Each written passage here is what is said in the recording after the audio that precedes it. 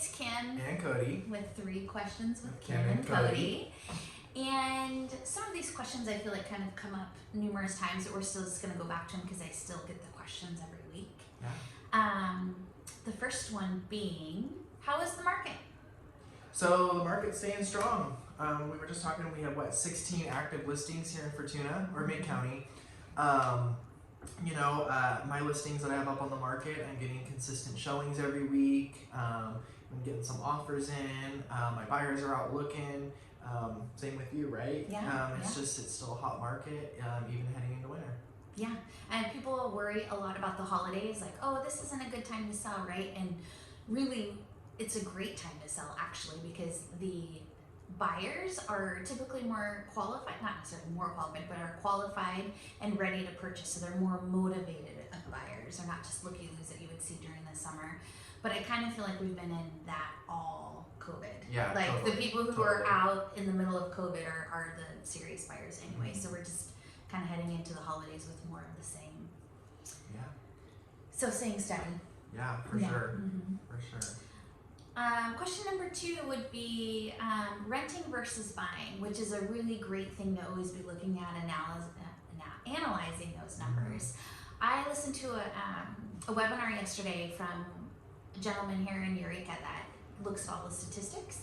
And in 2006, when we had that crash of 2006, at that point in time, it would be, for you to rent, you were saving $600 over purchasing. So at that point when we were at similar price range, it was still smarter to rent than to purchase just based on how much money you had. Very different than right now. So even though we might be in the same price, because interest rates are so low that based on the average sales price, a buyer is saving at least $100 based on averages by buying instead of renting. So I know it's really hard to decide what's going to happen in the future. We get that question all the time, and we don't know. But when we look at that average rent versus average mortgage, it's still benefiting the buyer right now versus the same price in 2006 was benefiting the renter. Yeah. So it's interesting to look at that as you're making decisions going forward. Yeah. Sure. And then we have little, Cody and I both, I think you have that app for Fidelity where yes. You can, like if someone has their rent, like if you know that you're paying $1,200 or $1,500 in rent or more, we can actually use this app and show you what you could purchase, like what your purchasing power would be versus, keep renting, paying someone else's mortgage. Yeah, so and it helps, let's say you only have $10,000 in the bank or whatever as a down payment. You can put that in there plus what your rent is, and it exactly lets you know how much you will qualify for if you were to go see a lender, but how much your purchase price yearly you would be able to get at the rate that you're qualified for. Yeah, there's a lot to being qualified, so a lot more than that. And then I also want to add too, if you don't have any money either, so we're talking about $10,000 as a down payment or towards closing costs, there are loans out there for a 0 down too. So I get that too a lot. Like, oh, well, you're gonna have to take another 5 years to save. There are loans that are out there if buying is something that you really, really want to do. And then question number 3, great, so what's the first step to buying or selling? Like, this sounds fantastic. Like, we analyze your rent versus buying, you're ready to buy, then what? Do you want to do buying or do you want to do selling? You do buying, I'll do selling. Okay, so buying, I'd say the first step would be to probably go talk to a lender and just see what you qualify for. And even if they don't, give you a pre-qualification that day, let's say that you're just getting the process started. It's good to know what, like say this is the budget I want to stay in. That lender will be able to tell you what to do financially to put you on track to get there. So if you have a bunch of credit card debt, or you have a huge car payment or something like that, she'll be like, hey, you need to pay off your car, or pay off these 2 credit cards or whatever, and then your credit should be here, and then if you do this for 3 or 4 months, or probably longer, 5 or 6 months, then you'll probably be on track to qualify for X amount or whatever. So that would be the first step. Second would be getting in touch with a good agent. There's 2 sitting right here. So get in touch with a good agent who you can express your needs and wants in a house for. They can start looking for you, and once you're pre-qualified, you can start going and looking at stuff. Yeah, shopping. Yeah, fun.